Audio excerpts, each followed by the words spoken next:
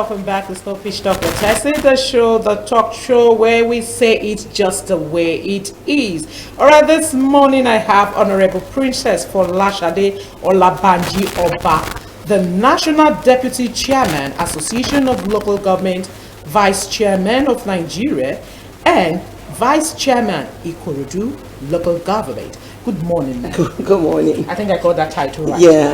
Because I know we as a people, we are always very, very particular about our title. We don't like there to be mistakes. It's not so much about the title, it's just making sure we get things right. That's all. Okay, but actually I got it right. Yeah, there. we're good. Yes. All right, you're so welcome to the show. Thank you. It's so good to have you on the program. Thank you very much. All right, a lot has been happening in the country. All the looming concerns in the country, the pandemic, Lagos being the epidemic center of the virus. Before we go deep into the virus itself, what can you say first about that? Well, I think I want to start on a lighter note about the smile. Be the reason that somebody smiles. And today, the state of the nation, as we're talking on COVID-19, definitely so many of us are not smiling deep. There's a lot of anxiety, there's a lot of concerns like what's going to happen next, too much uncertainties. But foremost, I think the altitude we get in this is the attitude. The attitude that we have the ability in the government and the healthcare workers and all that, but we all have to collectively take responsibility. It is not something that just one person or, COVID-19 affects us all, and we all must take that responsibility. It's not going to be business as usual, but like I tell my colleagues, my people, like, I don't pray that we go back to the normal. I just pray that we rise up and do better. Do greater.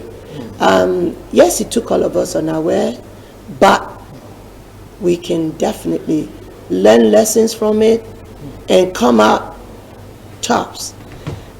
Sad note, the people that have lost their lives, that grieves my spirit, but that also should be something that will make us all more resolute, that we are here for us all. Nobody's an island, and we should look out for one another. For the first time, this has never happened really. They've had, but it's something that should now bring us all together to say, first and foremost, we're all first families, we're brothers, we're sisters. What affects one affects all. And our attitude in making sure that it doesn't get out of hand. A big thank you for our headline workers, the frontline workers, this time around, we can't thank them enough. But we're talking about the state. And for me, I want to talk about my state first. Lagos leads, other states follow.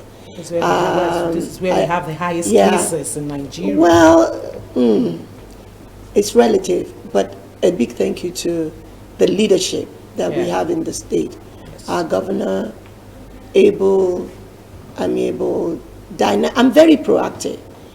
And, it's like we all have to learn that wherever we are, we can also take charge. In our communities, I know there's still a lot that needs to be done, but it is something that we must have that attitude that we can't wait for this to all go away, and so that we can start to flourish all over again. The lockdown, all those things, it's kind of limiting sometimes. A lot of businesses, or even health-wise, state of mind, people can also have, depressions, all that. So it's really a cause for concern. But I know this too shall pass. Yeah. But we must all rise up and do better. And do better. Yes. All right, thank you very much. I Thank you, appreciate ma'am. that. Now, let's take a look at it now. The lockdown, the Yes. recent lockdown we went into, Mm. and with the result we have now, Mm. do you think that lockdown was really necessary? Well, I think the numbers are speaking for themselves, and really the numbers are still going to go more. If what happened on Monday and Tuesday is anything to go by, yeah, because even going around the streets that day, you would see that everybody was just excited to get out. We thought we had an holiday. We forgot the reason why the lockdown was in place in the first place. And so, above everything else, the social distancing, people were not conscious of the fact that coronavirus, COVID-19, is real. And it's a numbers thing here. The more exposure, the more, it is no longer somebody coming from UK, it is now communal. It is in the communities that we are all. And so the way people, I don't want to say just the banks, everywhere. It's everywhere. It was All just, the markets. it was pathetic, yes. And I think we need to take charge and be more educating, from every level, from all cadres, sensitize our people on the reason really why it is very important that we follow the directives of the government and the healthcare workers. It is there to help us to have things under control until we can truly say we have a cure or a vaccine that can really get rid of this. So it is not something that's going to go away immediately tomorrow. It is still something that is ongoing. And if we see the numbers in Europe, in America, the numbers is scary. And those kind of numbers, we cannot afford it here. We cannot. We can't. We So cannot. we need to help each other here. If the initial inconvenience and all that is all that we need to do, let us all collectively help one another. It's so Yeah, sad. yeah, it's tough. It's so sad. It's so sad that the people out there are not feeling it the way we're feeling No. it. Because if everybody can have this kind of feelings towards this virus, I It's tell terrible. you, I go around, with, yes, I've got mine, but I always have extra. Because everywhere I go, people, I now have to be the one distributing face masks, because I'm like, you don't have one. Some people will be like, no need. I'm like, what? There's serious need for it. You need it, for you and for the people around you. Because, in a family, if one person is affected, it can also go on, and and then nobody wants to die of this and the bills. Yeah, but it is something. COVID-19 is not a death sentence. It's not a death sentence. Yes, but it's something that we can make it a lot easier if we all have the right attitude to it. That's it. Okay, now let's take a look at you. You were the vice president of ALGON.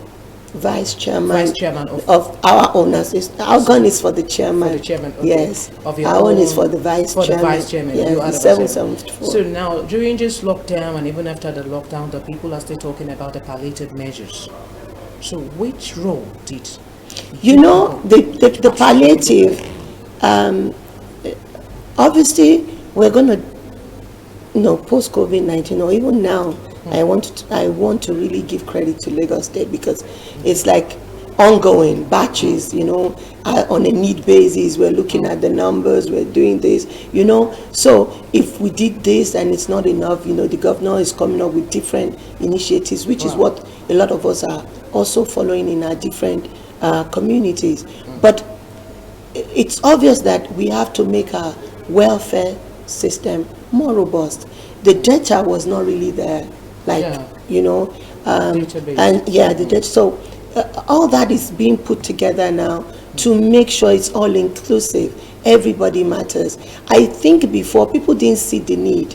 When you tell them your last registration, even your CDC, your community and all that, they don't want to be disturbed. They don't want to be bothered. But how does the government know that you are existing if in any of those, your community, CDA, associations, you're not existing? Even market women, I give kudos. I want to give kudos to our market women, because some of them, you have pepper grinders association. They are all getting themselves organized to where when there's something that happens like this, it is easy to be able to take care of one another. And I think this is one big thing that we are all going to learn from this. And like I said, I just hope we do better and learn and do greater things. This will not be the end of our gay country or anywhere, but we are all very much needed. Important to play our parts and make sure we get rid of. It's like a nation under siege. I don't want to say we are at war, but coronavirus is an invisible war that we all need to conquer. We all need to see the end of it. Now, since we're looking at the state of the nation, I think we just have to start picking it from each corners and the corners. Now, like after the partial relaxation, I believe this is still a partial relaxation of the lockdown. It's not a full relaxation because we've not gone back to our normal lives. Okay, now the uniform men, the security officials, they have been doing some things that we've been getting reports, we've been getting feedback from people out there that they are not helping the government because there is a curfew, 8 p.m. to 6 a.m. And I think what the government should expect is that once you see anybody from 8 p.m., after 8 p.m., you have the right to stop them, make an arrest, and maybe the next day they do a community service or whatever, I don't know, the judgment or whatever the judgment is, or whatever it may be. But in this situation, like someone called us from Okota yesterday, that Okota, the policemen are just there sitting down, and when they see a vehicle that he was passing like 10 p.m., they never knew he was a journalist, he wanted to show them his ID card, at least to identify himself. He thinking they were going to harass him. That they just told him, please, we've seen a lot of ID cards, don't worry, just find something for us. And that person is a journalist, is a staff in the station. So it was like he didn't even bother himself to even show them his ID card. And he just said, no, I don't have anything. And then left. So this security people, what can be done? Because if the government is fighting this thing, and we as a journalist, we are lending the world our voice, we have the voice. We are doing our own part by talking to people. This thing is real. But the official people are not putting their hands on them. Not all of them, Joe. Not all of them. Because I know they are the good ones among them. But some of them. Well, I'm glad you said not all of them. No, because that's where I want to take it from. And I want to believe that was just a one-off. For me at this time, I still would celebrate and thank, the police officers, the military. I mean, all of them are there playing one role or the other, because anybody going out there now, even taking charge, doing your it's like you're taking risk as well. You're also, so for the few that are not doing their job the way it's supposed to be, I want to beg them that this is not the time at all, and a lot of us Nigerians, we love to quickly condemn. We love to quickly, this is beyond politics, ethnicity, religious, whatever, my VP used to say, well, it still says it, that there's no nation above that nation of humanity. This is something that is paramount. I mean, first and foremost, we are human. Whether you're a police officer, you're a medical doctor, you're a teacher, so we want to reach out to that humane side of us, and digging deep in there, bring it out, extend that love, be the reason that somebody smiles, be that help me, that somebody needs. It might even be one person you are able to help, it might be two, it might be three. Don't just throw all the responsibilities like it's somebody else's problem, it's not mine. No, this is something that concerns us all. We must act accordingly. God help us. God help us. Yeah. God So help us. it's all, we were quick to say that, but it's faith and works.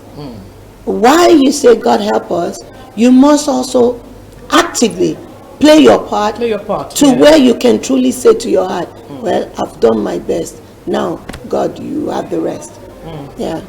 Again, we got some updates again about the interstate traveling. It just was touched. Some people said they travel very early in the morning In the night. and some late at night. Yeah. And there are people, they are Nigerians. And they're Nigerian. And they know And they know what's going in. and But I believe there should be a roadblock at the border. but Then how do they pass? They say they pay them as low as 500 oh my God. to make a pass, to pass through. That's sad. 500 or 200 naira. That's what It is still going back to them not understanding why the rules have been put in there.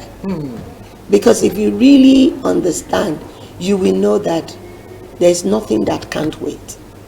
Life is life. There is no duplicate. You must fight for life. Your life and other people's lives around you. And so taking the risk, going where you're not, even when there was no COVID-19, yeah. traveling at those odd hours, interstate and all that, was not the wise thing to do. So, but it is what it is. I just pray we grow better out of this, and we survive this. Yeah. Another looming concern again is that the northerners that brings in the essentials, that's the food. Okay, the food, yes. They said when they come in with their lump truck, they discover some people are eating, and we don't even know, maybe they are a carrier, because some carriers are some were asymptomatic. tested. Yeah. So how can we really cope all this? Well, and that's why I said thank God for the officers that were doing their job, because obviously they were caught. And if those officers were not on the road, can you imagine what would have been happening? So we all need to just rise up and do our job, be there, knowing that Nigeria needs us all at this time, because hiding, trying to get to whichever part of the country, or but give it to that man in Ekiti State that they sent his son back. Yeah, sent his son. Obviously he loves his son, but he obviously doesn't want to lose his son. He wanted the son tested. He wanted to make sure that the son was okay. But also he wanted to make sure that his son was not going to hurt anybody else. So I think we all have to be supervisors in our different communities and look out, for one another. Anything irregular, whatever, be the quick one, to talk about it, or raise an alarm if you know that something that can really, really hurt everybody else around you. I mean, the numbers are there, every community. It's like some people just don't care. You had people even opening their bars, everything, and I'm like, really, at this time?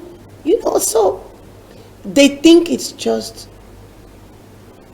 taking care of their own immediate needs. Like I had a guy, I'm like, you're not supposed to be opening today. He said hunger virus. I said, hunger virus, Oga. You know, It's because you're well. That's why you're thinking of hunger. When you fall sick, you won't even think of food again. thank you. That's why I said the sensitization is very important. And you know, the government is doing so much. We all should take charge also, be responsible in our communities and look out for one another. Help, you know, what people don't know, help them. Like just what I said, the little people that I come across, you know, I'm like, no, don't come too close. Okay, you are supposed to. They be like, princess, why? I said, this is the reason why. I love you. It doesn't mean I love you less. I protect you, I protect myself. Okay, why don't you have this? If I can help, I, you know, make my own little kidney. But some learn, and then once you teach them, they also pass the message. They pass it on. So we must raise more foot soldiers to really get the message across. All right, thank you very much, Princess. Nice you. having you on set. All right, before you go, I want you to look at the screen and I want you to thank all our health workers, our governor, our health minister, everybody that is involved in this fight, and all our uniform men, because I know we have the great ones among them.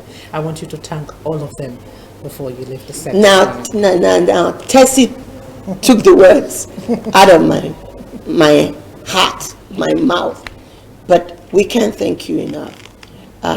From our president, our state governor, especially my state governor, His Excellency, Mr.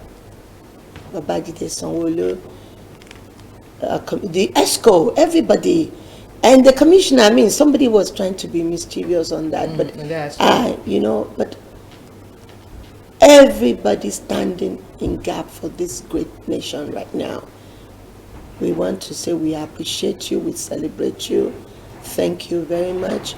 And together we will beat this.